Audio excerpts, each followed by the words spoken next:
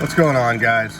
Okay, so first off, I want to take the time to acknowledge my absence and kind of explain what happened. All right, so one of the kiddos got sick. We didn't know what was going on, so everybody self-quarantined just in case it was the COVID.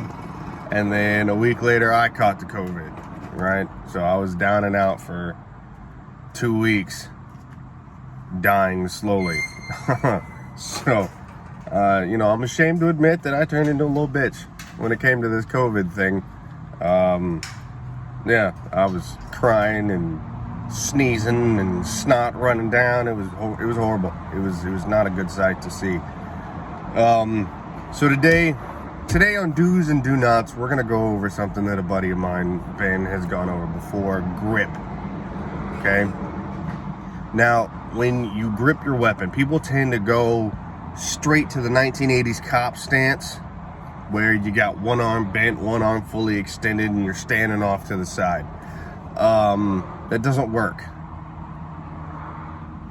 Couple of reasons. One, the way that your hands are set in that particular stance, you don't have a lot of recoil mitigation.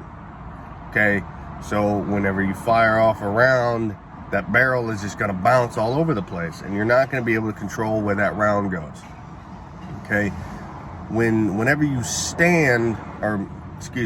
whenever you present your weapon out, you want to have your arms not straight out, okay, because then that weapon has nowhere to go. But you want to have them slightly bent, kind of cocked out to the side a little bit. It kind of acts like shock absorbers. Okay, so when that weapon cycles a new round in, everything is sliding backwards, okay, towards you. So that means the weapon is coming backwards towards you. So you got to have some kind of give in your arms. If you're stiff and you got your elbows locked out like this and you're trying to fire off rounds, the weapon's just bouncing all over the place. Okay, you're not going to get good recoil management, and you're not going to get good rounds on target. Okay. Another thing, when Ben talked about getting your hand as high up on the weapon as possible, there's a good reason for that. Okay, if you have your hand down towards the magazine well, right, and you don't have a good firm grasp on it, that weapon is just bouncing in your hand, and you're not going to get good recoil management. You're not going to get the good sight picture, and you're not going to get effective rounds on target. Okay, so place your hand as high up on the weapon as you can. Make sure that when you are presenting your weapon downrange to fire rounds off, that you're pushing against it. So I want you to picture this. Picture yourself leaning up against a wall. Okay, put your firing hand out and pretend that you're leaning up against a wall, and the force of that is what's going to keep that weapon in place. Okay, so push, and then your support hand is going to pull that weapon back into your firing hand. What that does is it locks that weapon in place. You want your hands to act as a vice. Okay, so you're going to push and pull.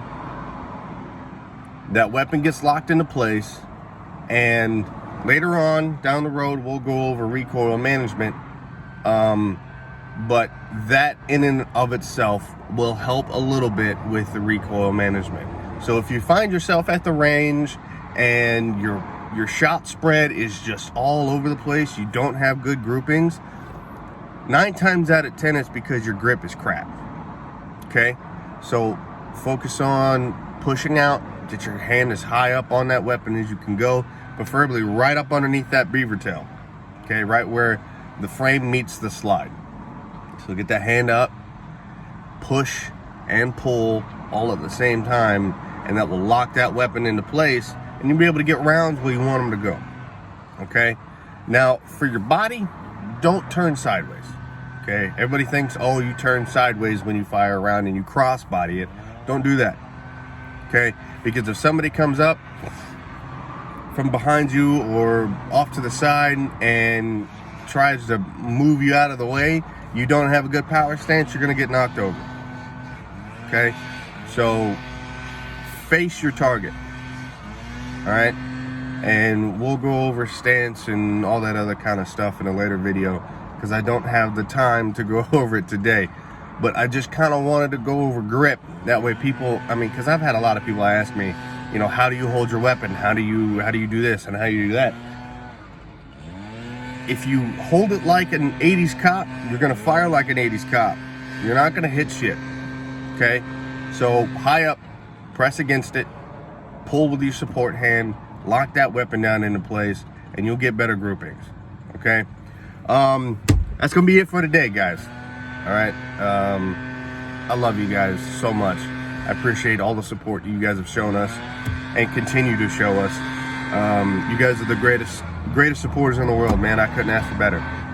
All right, I gotta get out of here, but you guys keep it sleazy.